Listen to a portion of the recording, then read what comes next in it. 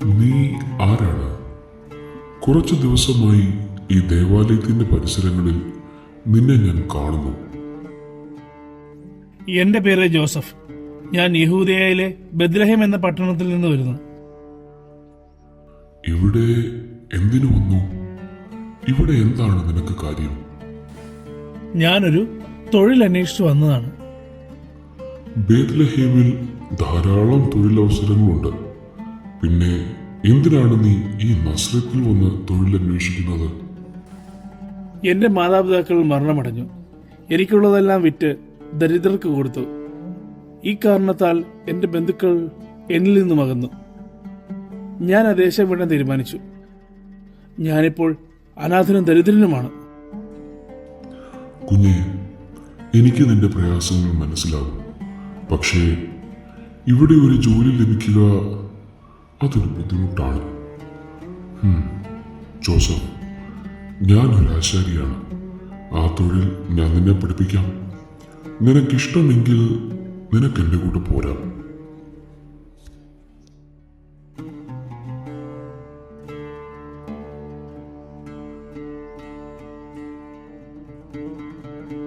അതെ, അതാണ് നമ്മുടെ തിരുകുടുംബത്തിന്റെ നാഥൻ.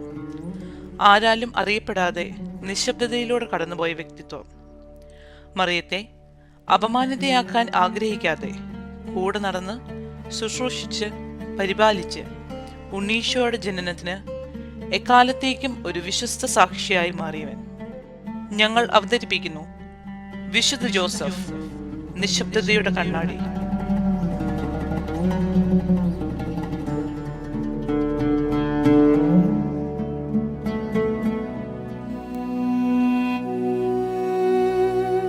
കുറച്ചു നാളുകൾക്ക് ശേഷം തച്ചന്റെ പണിപ്പുരയിൽ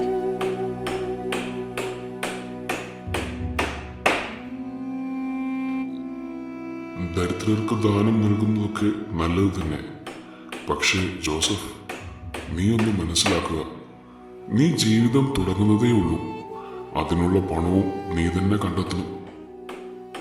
എന്റെ മാതാപിതാക്കൾ എന്നെ പഠിപ്പിച്ചത് മറ്റുള്ള മനുഷ്യരോടും കരുണ കാണിക്കണം എന്നതാകുന്നു. അതിന് അങ്ങനെ അനുവദിക്കണം. ഞാൻ പറഞ്ഞതേ ഉള്ളൂ. എല്ലാം നിന്റെ ഇഷ്ടം പോലെ. പിന്നെ ജോസഫ്, നീ ഇപ്പോൾ എല്ലാ തൊഴിലും പഠിച്ചു കഴിഞ്ഞു. നീ ഇപ്പോൾ നല്ലൊരു ആശാരിയായി. അങ്ങ് പറഞ്ഞു വരുന്നത്? ജോസഫ്, നിനക്കിനി വേണ്ടത് ഒരു കുടുംബമാണ്. നിനക്കൊരു കൂട്ടു വേണം. ഞാൻ നിന്റെ പേര് ദേവാലയത്തിലെ പുരോഹിതന് നൽകിയിട്ടുണ്ട്. അവർ തീർച്ചയായും നിന്നെ സഹായിക്കും. അങ്ങനെ ഇരിക്കെ ഏതാനും മാസങ്ങൾക്ക് ശേഷം ദേവാലയത്തിൽ നസ്രയത്തിലുള്ള ബെത്ലഹേംകാരനായ ജോസഫ്, നിനക്ക് ചാർത്തപ്പെട്ടിരിക്കുന്നത് ദാവീദ് കുലത്തിൽപ്പെട്ട മറിയയാണ്. ആർക്കും തന്നെ ഈ ചാർത്തിൽ ആക്ഷേപങ്ങളില്ലാത്ത പക്ഷം ഈ ചാർത്തിനാൽ വിവാഹം ചെയ്യപ്പെടുന്നു.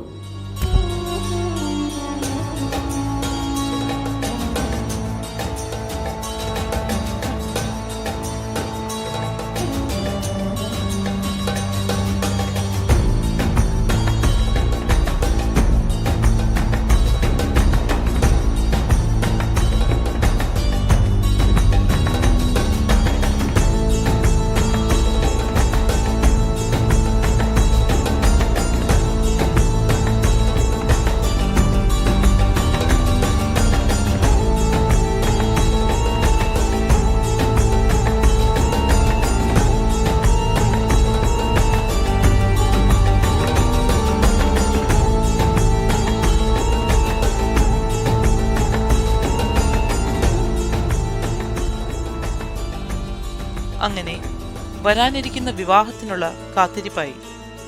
ഏതാനും ദിവസങ്ങൾക്ക് ശേഷം മേരിയുടെ ഭവനത്തിൽ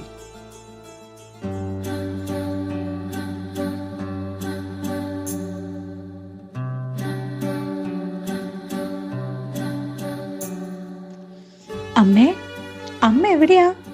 ഒന്നിറങ്ങി വന്നേ. ആരാ എന്റെ കൂടെയുള്ളതെന്ന് നോക്കിയേ. അമ്മേ, ഒന്ന് വേഗം ഇറങ്ങി വാ. നീ എവിടെയായിരുന്നു ഇത്രയും നേരം? ഞാൻ എത്രമാത്രം വിഷമിച്ചു എന്നറിയാമോ? നിന്നെ തിരക്കി ഇറങ്ങാൻ തുടങ്ങുകയായിരുന്നു ഞാൻ. നിനക്കറിയാമല്ലോ, നീ വിവാഹ നിശ്ചയം കഴിഞ്ഞിരിക്കുന്ന പെൺകുട്ടിയാണ്. അതിരിക്കട്ടെ, എന്താണ് നിന്റെ കയ്യിൽ തുണിയിൽ പൊതിഞ്ഞിരിക്കുന്നത്? ഏതോ ഒരു അതിഥിയുടെ കാര്യം നീ പറഞ്ഞല്ലോ. എവിടെ? ആളെവിടെ? എന്റെ അമ്മേ, ഒന്ന് ശ്വാസം വിട്. എല്ലാം ഞാൻ പറയാം. ഇതാ ഇങ്ങ് നോക്കിക്കേ, ഒരു ആട്ടിൻകുട്ടി. ഇവനാണ് ഞാൻ പറഞ്ഞ അതിഥി. ആണോ? എവിടെ കിട്ടി ഇതിനെ? ഇതിന്റെ ദേഹം ആകെ മുറിഞ്ഞിട്ടുണ്ടല്ലോ. എന്തു പറ്റി? ആണമ്മേ, എനിക്കതിനെ ആ മുൾപ്പടർപ്പിനുള്ളിൽ നിന്ന് കിട്ടിയതാ. ഇവന്റെ ദേഹം ആകെ മുറിഞ്ഞു. നമുക്കിവന്റെ മുറിവൊക്കെ ഉണക്കിയിട്ട് ഇതിനെ ഇവന്റെ ഉടമസ്ഥനെ കണ്ടുപിടിച്ച് തിരിച്ചേൽപ്പിക്കണം. ആഹാ, ആയിക്കോട്ടെ. ഇവനെ ഇങ്ങിതാ, ഞാൻ മുറിവൊക്കെ വെച്ച് കെട്ടാം. നീ പോയി വിശ്രമിക്കൂ, ക്ഷീണിച്ചു വന്നതല്ലേ. എങ്കിൽ ശരി അമ്മേ, ഞാൻ പോയി വിശ്രമിച്ചിട്ട് പ്രാർത്ഥനയ്ക്ക് തയ്യാറാക്കാം.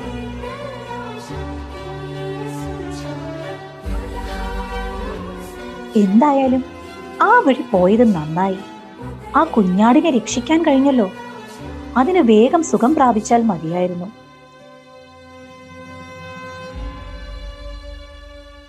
ദൈവമേ, ഞാൻ നിന്നെ ഏൽപ്പിക്കുകയാണ് അതിനെ.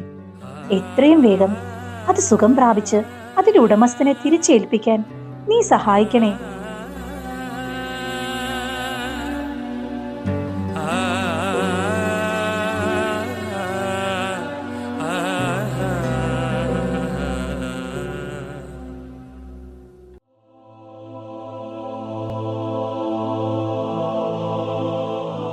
ദൈവമേ, ഒരു പ്രകാശഗോളം അതിങ് അടുത്തടുത്തേക്ക് വരുന്നു. എന്ത് പ്രതിഭാസമാണിത്? ആരാണിത്? ഒന്നും മനസ്സിലാകുന്നില്ലല്ലോ. എന്താണത്? ദൈവകൃപ നിറഞ്ഞവളെ, നിനക്ക് സ്വസ്തി, കർത്താവ് നിന്നോട് കൂടെ. ദൈവകൃപ നിറഞ്ഞവളെന്നോ? ഈ ഞാനോ? എന്താണ് ഈ അഭിവാദനത്തിന്റെ അർത്ഥം? മറിയമേ, നീ ഭയപ്പെടേണ്ട. ദൈവസന്നിധിയിൽ നീ കൃപ കണ്ടെത്തിയിരിക്കുന്നു. നീ ഗർഭം ധരിച്ച് ഒരു പുത്രനെ പ്രസവിക്കും. നീ അവന് യേശു എന്ന് പേരിടണം. അവൻ വലിയവനായിരിക്കും, അത്യുന്നതൻ്റെ പുത്രൻ എന്ന് വിളിക്കപ്പെടും. അവൻ്റെ പിതാവായ ദാവീദിൻ്റെ സിംഹാസനം ദൈവമായ കർത്താവ് അവന് കൊടുക്കും. യാക്കോബിൻ്റെ ഭരണത്തിന്മേൽ അവൻ എന്നേക്കും ഭരണം നടത്തും. അവൻ്റെ രാജ്യത്തിന് അവസാനമുണ്ടാകുകയില്ല. ഇതെങ്ങനെ സംഭവിക്കും? ഞാൻ പുരുഷനെ അറിയുന്നില്ലല്ലോ. എന്റെ വിവാഹം നിശ്ചയിച്ചിട്ടേ ഉള്ളൂ. പരിശുദ്ധാത്മാവ് നിന്റെ മേൽ വരും. അത്യുന്നതൻ്റെ ശക്തി നിന്റെ മേൽ ആവസിക്കും. ആകയാൽ ജനിക്കാൻ പോകുന്ന ശിശു പരിശുദ്ധൻ ദൈവപുത്രൻ എന്ന് വിളിക്കപ്പെടും. ഇതാ നിന്റെ ഇളയമ്മ വൃദ്ധയായ എലിസബത്തും ഒരു പുത്രനെ ഗർഭം ധരിച്ചിരിക്കുന്നു. വന്നി എന്ന് പറഞ്ഞ് അവൾക്കിത് 6-ാം മാസം. ദൈവത്തിന് ഒന്നും അസാധ്യമല്ല. ഇതാ കർത്താവിന്റെ ദാസി, നിന്റെ വാക്ക് എന്നിൽ നിറവേറട്ടെ.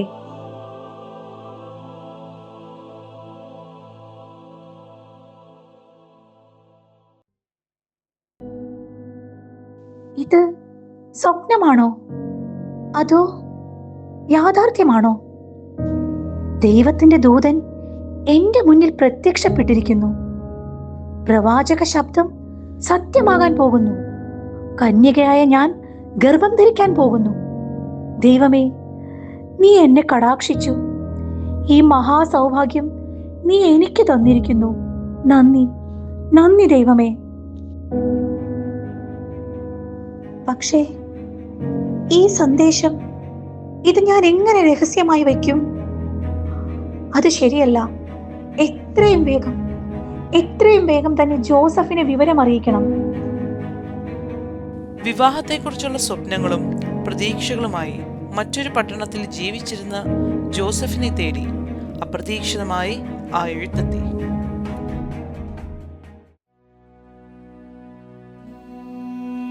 ഇത് വളരെ ആശ്ചര്യമായിരിക്കുന്നു. മേരിയുടെ പക്കൽ നിന്ന് എഴുത്തൊന്നും പതിവുള്ളതല്ലോ. എന്തായിരിക്കും അവൾക്ക് എന്നോട് പറയുവാനുള്ളത്? ഈ കത്ത് കൊടുത്തുവിട്ട എന്റെ സ്നേഹിതന്റെ അടുത്ത് അവൾ ഒന്നും പറഞ്ഞിട്ടുമില്ല. എന്തായാലും ഇതൊന്ന് പൊട്ടിച്ചു നോക്കാം.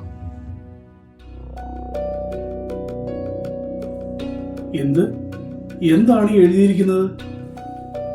മേരി എന്നെ പറ്റിക്കാൻ നോക്കുവാണോ? പക്ഷേ മേരി, അവൾ ഒരു പക്വതയുള്ള പെൺകുട്ടിയാണ്. തമാശയായിട്ട് പോലും അവൾ ഇങ്ങനെയൊന്നും പറയുകയില്ല. പിന്നെ എന്താണ് സംഭവിച്ചിട്ടുണ്ടാവുക? ആരിൽ നിന്നാണ് അവൾ ഗർഭിണിയായിരിക്കുന്നത്? മേരി, അവൾക്ക് എന്നെ വഞ്ചിക്കാൻ സാധിക്കുകയില്ല.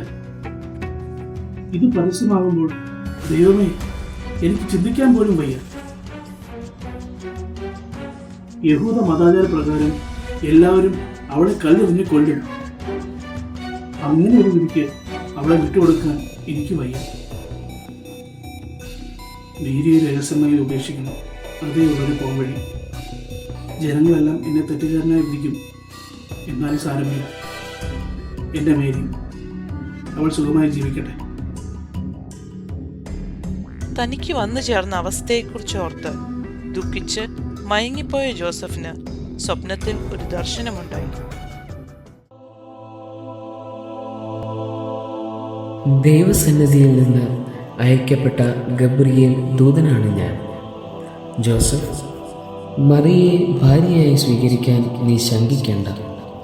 അവൾ ഗർഭം ധരിച്ചിരിക്കുന്നത് പരിശുദ്ധാത്മാവിനാലാണ്. അവൾ ഒരു പുത്രനെ പ്രസവിക്കും. നീ അവന് യേശു എന്ന് പേരിടണം. എന്തെന്നാൽ അവൻ തൻ്റെ ജനത്തെ പാപങ്ങളിൽ നിന്ന് മോചിപ്പിക്കും.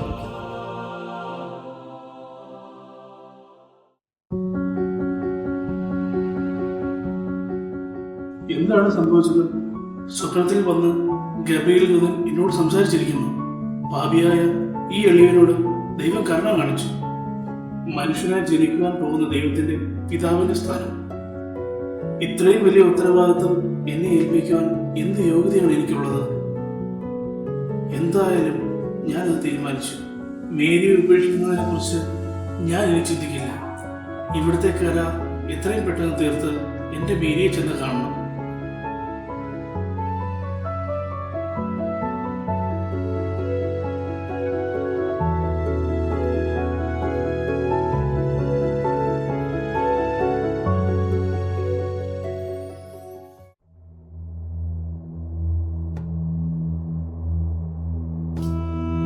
ഇതേ സമയം 1-ാം നൂറ്റാണ്ടിൽ റോമൻ ആധിപത്യത്തിൽ യഹൂദയുടെ അധികാരത്തിൽപ്പെട്ട ഹെരോദ രാജാവിന്റെ കൊട്ടാരം.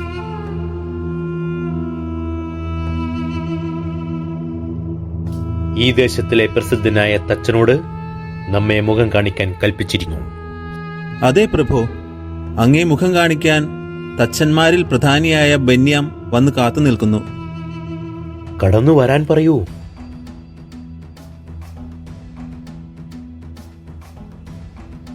നീ അറിഞ്ഞു കാണുമല്ലോ, ലോകരക്ഷകൻ ഭൂമിയിൽ ജനിക്കാൻ പോകുന്നു. അതും എൻ്റെ ഈ കൊട്ടാരത്തിൽ. അതിനുള്ള ഒരുക്കങ്ങളിലാണ് നാം. നീ എനിക്ക് ഈ ലോകത്തിൽ കിട്ടാവുന്നതിൽ വെച്ച് ഏറ്റവും വില കൂടിയ സ്വർണവും മുത്തുകളും രത്നങ്ങളും പതിപ്പിച്ച ഒരു തൊട്ടിൽ രാജാതിരാജനു വേണ്ടി ഉണ്ടാക്കണം.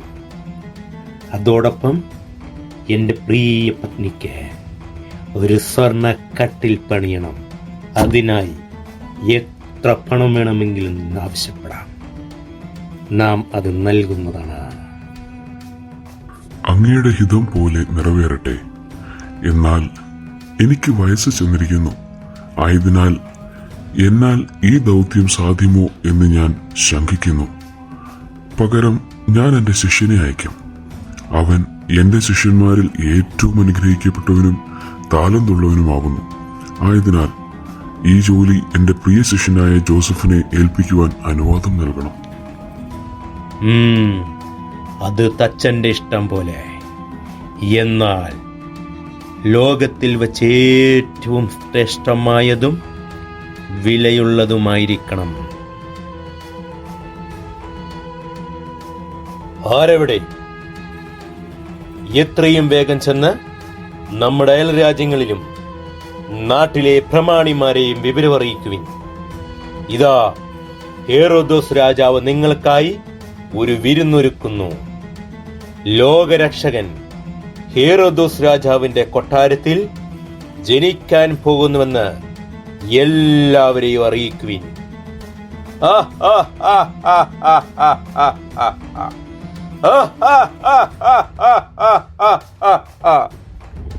ഇനി ഞാൻ രാജാക്കന്മാരുടെ രാജാവ്, എന്റെ പത്നിയോ ലോകരക്ഷകനെ പ്രസവിച്ചവൾ.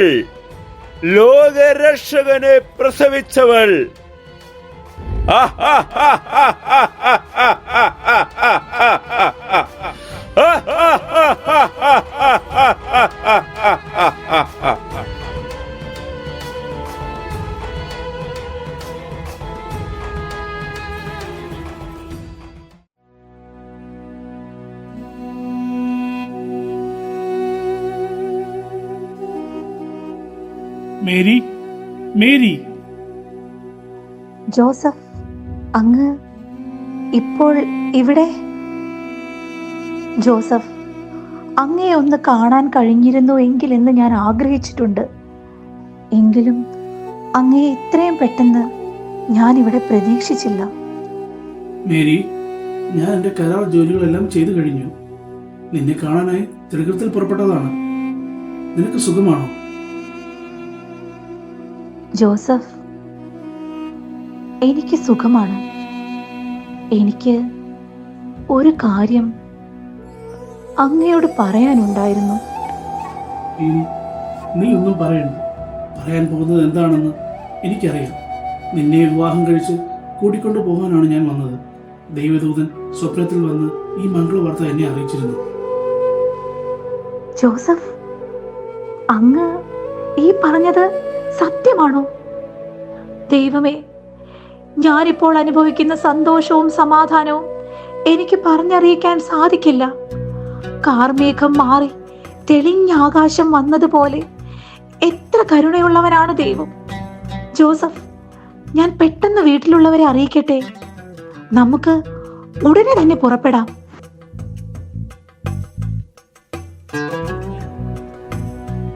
അങ്ങനെ ജനിക്കാൻ പോകുന്ന കുഞ്ഞിനെ ജോസഫ് ഹൃദയത്തിലും മേരി ഉദരത്തിലും വഹിച്ച് കാത്തിരിപ്പായി. ആഴ്ചകൾ കടന്നുപോയി. മേരി പൂർണ്ണ ഗർഭിണിയായി. ആ നാളുകളിൽ പട്ടണങ്ങളിലും ഗ്രാമങ്ങളിലും രാജാവിന്റെ കൽപ്പനയെത്തി. മഹാരാജാവ് അഗസ്ത്യസ് സീസർ പുറപ്പെടുവിക്കുന്ന രാജകൽപ്പന, എല്ലാ ജനങ്ങളും അവരവരുടെ ജന്മദേശങ്ങളിൽ പോയി പേരെഴുതി ചേർക്കേണ്ടതാണ്. മേൽപ്പറഞ്ഞവ കാലതാമസം കൂടാതെ പൂർത്തിയാക്കേണ്ടതാണെന്നും അല്ലാത്ത പക്ഷം കടുത്ത ശിക്ഷാ നടപടികൾ ഉണ്ടാകുമെന്നും ഇതിനാൽ അറിയിച്ചുകൊള്ളുന്നു. രാജകൽപ്പന പ്രകാരം ജോസഫ് പേരെഴുതി ചേർക്കാനായി പൂർണ്ണ ഗർഭിണിയായ മറിയയെയും കൂട്ടി നസ്രത്തിൽ നിന്നും യാത്ര തിരിച്ചു. ആ യാത്ര ഒട്ടും തന്നെ എളുപ്പമുള്ളതായിരുന്നില്ല. എന്നാൽ ജനിക്കാൻ പോകുന്ന ശിശുവിനെക്കുറിച്ചുള്ള ചിന്ത മുന്നിൽ വന്ന പ്രതിസന്ധികളെയെല്ലാം തരണം ചെയ്യാൻ അവർക്ക് ധൈര്യം നൽകി. ഒടുവിൽ അവർ ബത്ലഹേമിൽ എത്തിച്ചേർന്നു.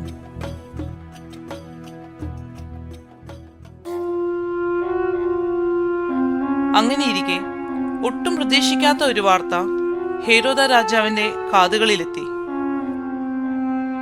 പ്രഭോ, അങ്ങേ മുഖം കാണിക്കുവാനായി കിഴക്ക് നിന്നും 3 വിദ്വാൻമാർ വന്നിരിക്കുന്നു. അവർ ഒരു ദിവ്യശിശുവിന്റെ ജനനത്തെപ്പറ്റി ചോദിക്കുന്നു. അവരോട് കടന്നു വരാൻ പറയൂ.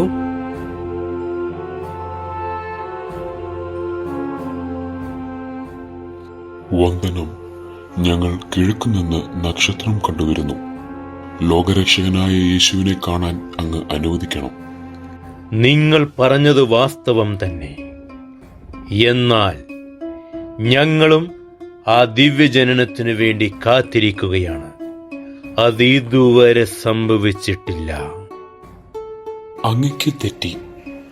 ആ തിരുജനനത്തെ അടയാളപ്പെടുത്തുന്ന ദിവ്യ നക്ഷത്രം കണ്ട് വന്നവരാണ് ഞങ്ങൾ. പക്ഷേ പാതവഴിയിൽ വെച്ച് ആ നക്ഷത്രം മറഞ്ഞു. അല്ലെങ്കിൽ ഞങ്ങൾക്ക് വഴി തെറ്റിയതുമാകാം.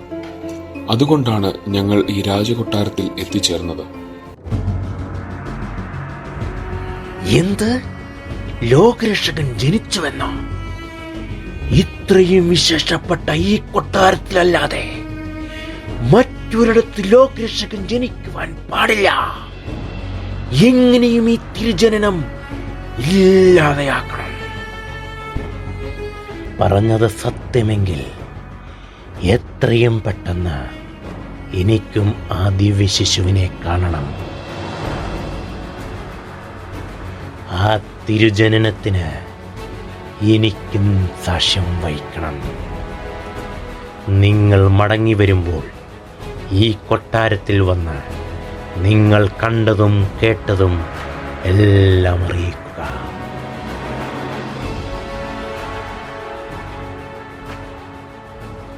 ആരെവിടെ? അവർ തിരികെ എത്തുമ്പോൾ അവരോട് ആ കുഞ്ഞിനെ പറ്റി ആരായുക. ശേഷം എത്രയും പെട്ടെന്ന് ആ കുഞ്ഞിനെ ഇല്ലാതാക്കുക. അതിനുള്ള ക്രമീകരണങ്ങൾ വേഗം ചെയ്യാം. അപ്പോ വേഗം വേഗം വേഗം. അങ്ങനെ ഹെരോദ രാജാവിന്റെ കൽപ്പന പ്രകാരം ബെത്ലഹേമിലും അതിനു ചുറ്റുമുള്ള പ്രദേശങ്ങളിലുമായി 2 വയസ്സിൽ താഴെയുള്ള കുഞ്ഞുങ്ങളെ അവർ കൊന്നൊടുക്കാൻ തുടങ്ങി. ഈ സമയം ബെത്ലഹേമിലെ ഒരു ഗ്രാമത്തിൽ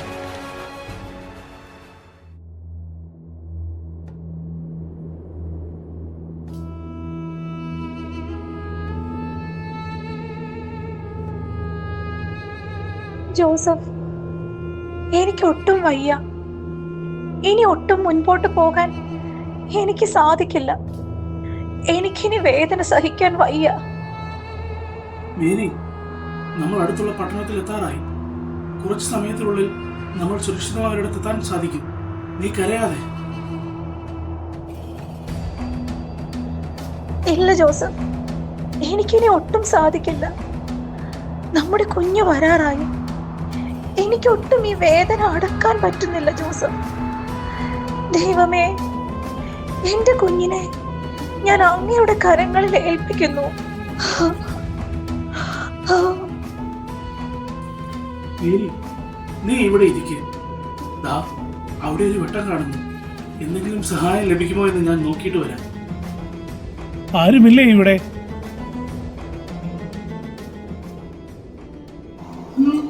എന്താ വേണം? എന്താ അസമയത്ത് ഇവിടെ? ബുദ്ധിമുട്ടിച്ചതിൽ ക്ഷമിക്കണം. എൻ്റെ പേര് ജോസഫ്. ഞാൻ നസറത്തിൽ നിന്ന് വരുന്നു. എൻ്റെ ഭാര്യയും എന്നോടൊപ്പമുണ്ട്. അവൾ പൂർണ്ണ ഗർഭിണിയാണ്. ഈ രാത്രിയിൽ തങ്ങാൻ ഒരിടം നമ്മൾ സഹായിക്കണം. ഒരുപാട് സ്ഥലത്ത് അന്വേഷിച്ചിട്ടും ഒരിടത്തും ഒഴിവില്ല. ദയവായി സഹായിക്കണം. ജോസഫ്, നിങ്ങളെ എനിക്ക് സഹായിക്കണമെന്നുണ്ട്. പക്ഷേ ഇവിടെ ഒഴിവൊന്നുമില്ല. എന്നാലും പൂർണ്ണ ഗർഭിണിയായ ഭാര്യയും കൊണ്ട് ഈ രാത്രിയിൽ നിങ്ങൾ ഇനി എവിടേക്ക് പോകാനാണ്? എന്താ ഇപ്പൊ ചെയ്യുക? ഒരു കാര്യം ചെയ്യാം. ഇവിടുത്തെ കാലിത്തൊഴുത്തിന്റെ അറ്റത്തൊരല്പം ഇട കണ്ടേക്കാം. നിങ്ങളോട് തൊഴുത്തിലേക്ക് പോകാൻ പറയുന്നതിൽ എനിക്ക് മടിയുണ്ട്. പക്ഷേ വേറെ നിവൃത്തിയില്ലല്ലോ. അത് സാരമില്ല, വളരെ ഉപകാരം. എന്നാൽ ഞാൻ പോയി എൻ്റെ ഭാര്യയെ കൂട്ടിക്കൊണ്ടുവരാം. എന്നാൽ അങ്ങനെയാകട്ടെ.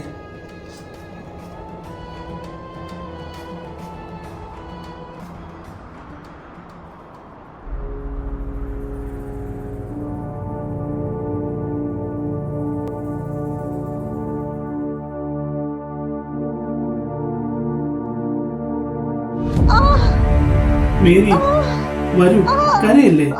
പതുക്കെ, നീ സൂക്ഷിച്ചു വാ. ജോസഫ്, എനിക്ക് വയ്യ.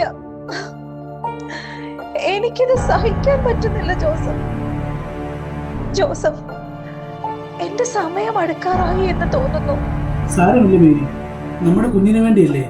കരയല്ലേ, നമ്മുടെ കുഞ്ഞ് വരാറായി. ഇനി അല്പനേരം കൂടി കാത്താൽ മതി.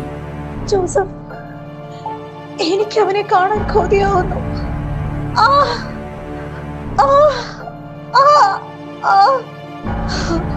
മേരി, നീ എന്നോട് ക്ഷമിക്ക്. ഞാൻ ഒരുപാട് അന്വേഷിച്ചു. ഒരു സത്രത്തിലും നമുക്ക് സ്ഥലം ലഭിച്ചില്ല. പക്ഷേ നമ്മുടെ അവസ്ഥ പറഞ്ഞപ്പോൾ ഈ സത്രത്തിലെ സൂക്ഷിപ്പുകാരി നമുക്ക് വേണ്ടി അവരുടെ കാൽ തൊഴുത്ത് വിട്ടു നൽകി നമ്മളെ സഹായിച്ചു. അതാ ആ കാണുന്നതാണ് തൊഴുത്ത്. ജോസഫ്, അത് സാരമില്ല. ദൈവം ആഗ്രഹിക്കുന്നത് സാധാരണയിൽ സാധാരണമായ ഒരു ജനനമായിരിക്കാം. മേരി, വരൂ. അവിടെ അങ്ങറ്റത്താണ് സ്ഥലം ഒരുക്കിയിരിക്കുന്നത്. ഈ സ്ഥലം വന്ന സ്ത്രീ നമ്മളെ സഹായിക്കാമെന്ന് പറഞ്ഞിട്ടുണ്ട്. വരൂ.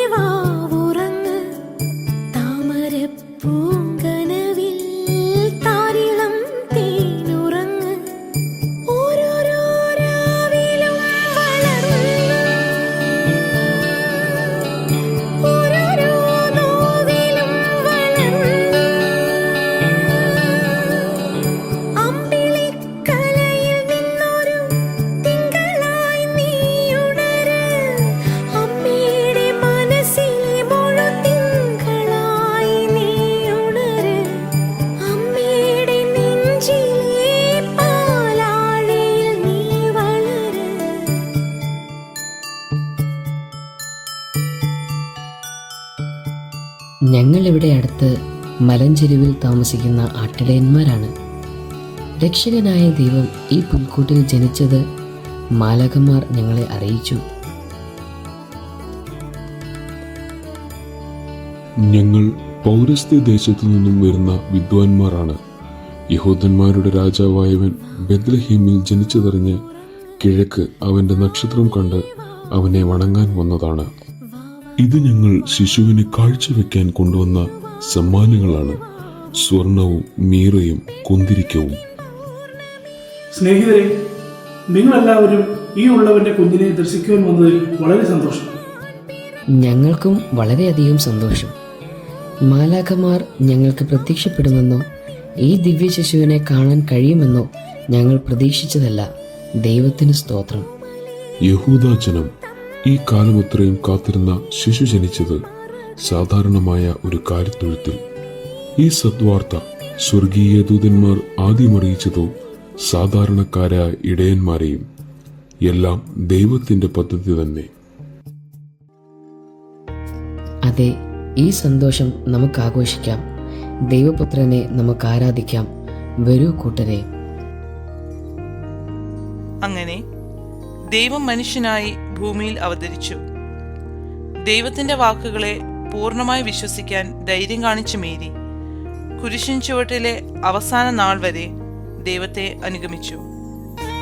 സ്വർഗീയ സന്ദേശം ലഭിച്ച അന്നു മുതൽ ജോസഫും ഒരു നല്ല പിതാവായി ജീവിച്ചു. അങ്ങനെ നസ്രത്തിലെ ആ സാധാരണ കുടുംബത്തെ തിരുകുടുംബമായി ലോകമെങ്ങും ഇന്നും വണങ്ങുന്നു. ജോസഫും മേരിയും ദൈവത്തിന്റെ ഹിതം നിറവേറ്റിയതുപോലെ നമുക്കും ദൈവ തിരുമനസ്സനുസരിച്ച് ജീവിക്കാം. നന്ദി.